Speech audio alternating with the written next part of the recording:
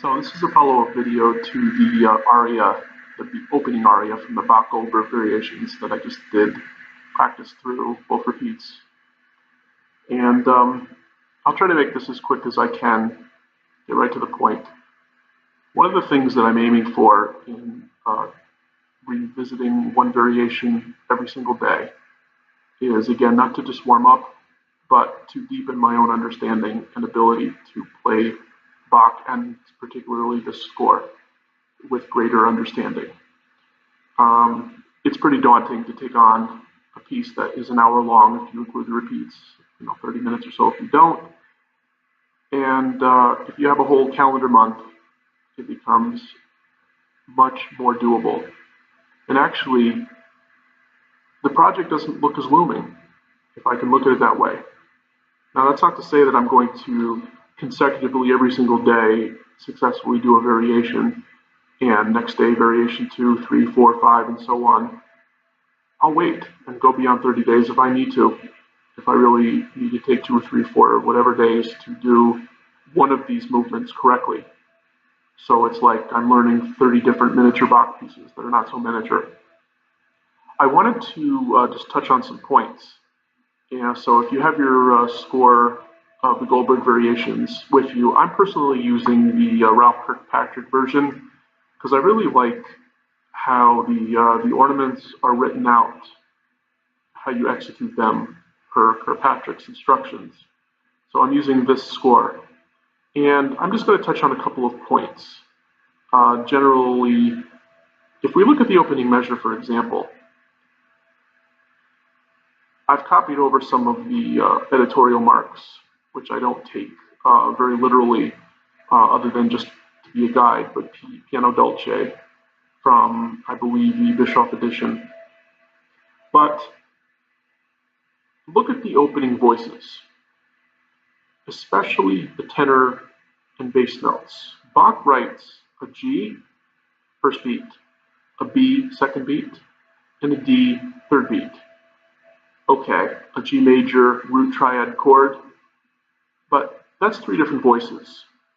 I am totally trying to think as a chorale, a chorus, just multiple different layers. The first G is for 3 beats, the B for 2, and the D for 1. So if you think of 3 different voices entering, that is the foundational support for the aria melody on top. And so much of Bach does that, and we can certainly see it in, well, Beethoven comes to mind, of multiple voicing and layering like that.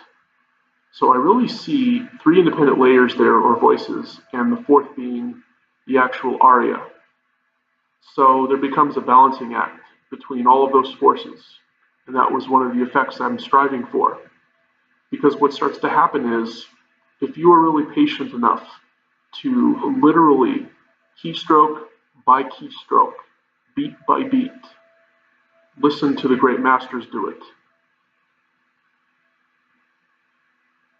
and then develop at the same time the independence, the technical facility.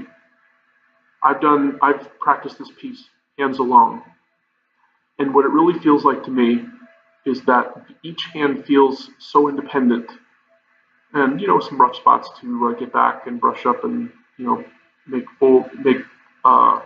into something new, go beyond what I have previously done with this piece.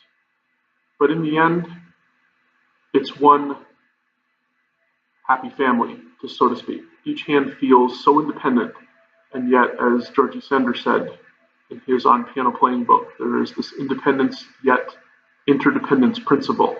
And I really feel this in Bach playing. So as you're trying to play bare knuckles without pedal and make the piano project these voices that, piano was not the instrument that Bach conceived that his music on for the most part. I don't know if he wrote anything on piano. That's another conversation. But to still treat it as such. And if we look at the top melody and all of the variations and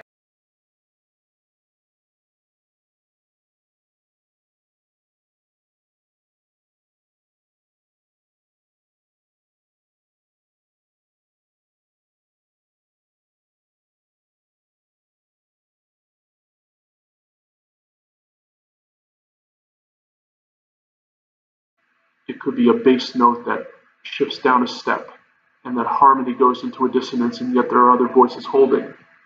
Are we really taking advantage of that? Are we trying for it? Are we even aware of it? It takes a lot of work, for sure, but I am trying to go for it. Some more points of interest. If we look down, third system, the E minor chord. In my Kirkpatrick edition, it's in the third system, beginning of the third measure. The E minor chord rolled. Look at the 64th notes that he has written out. And yet, we have a G, B, E, G octave E minor roll chord, or reverse roll, I should say. Again, he writes out the voicing. He painstakingly notates 4 different voices there. And I know that's a harpsichord effect, but on a piano, we're, again, the same principle as the opening measure, whereas he has 3 voices at the quarter. Here, he's almost plucking 3 different notes, or 4 different notes, G, E, B, and G again, but it's all tied out. It's not meant to be just haphazardly rolled. We should treat that vocally, where you're bringing out every little voice, da-ba-ba-bum, and yet the left hand counterpoint continues. I don't think it would have been written out that way, and certainly not copied in some examples of Beethoven that way, if it wasn't meant to be viewed as 4 different voices. So moving ahead through all these different measures here, these are some of the highlights that I wanted to bring across. And this piece is also very, very good as a review of ornaments, and especially juxtaposing of ornaments. It's quite amazing to play through this piece. And one of the last things I wanted to mention is listening.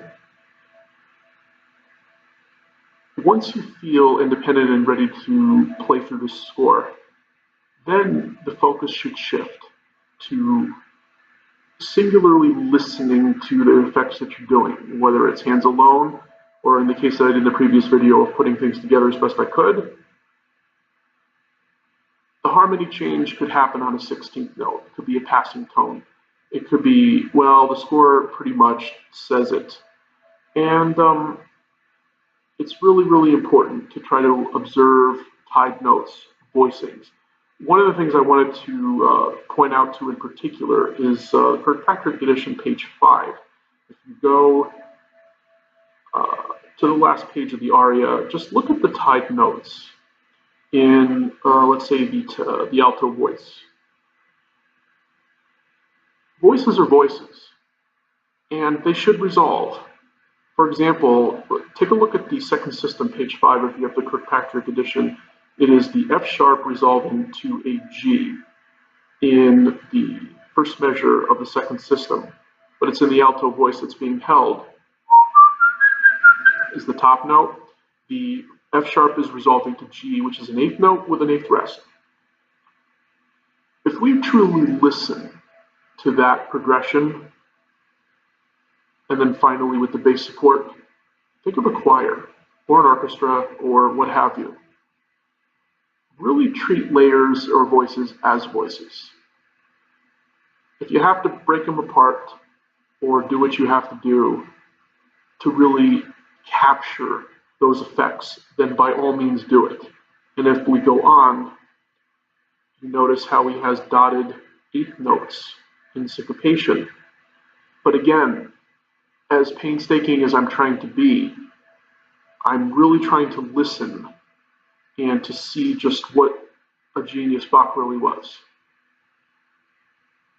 And it's just quite amazing. So with this project, I hope I've touched on some helpful issues, and I look forward to your feedback. I will be posting videos of separate videos of each variation as I go. And happy playing. Take care.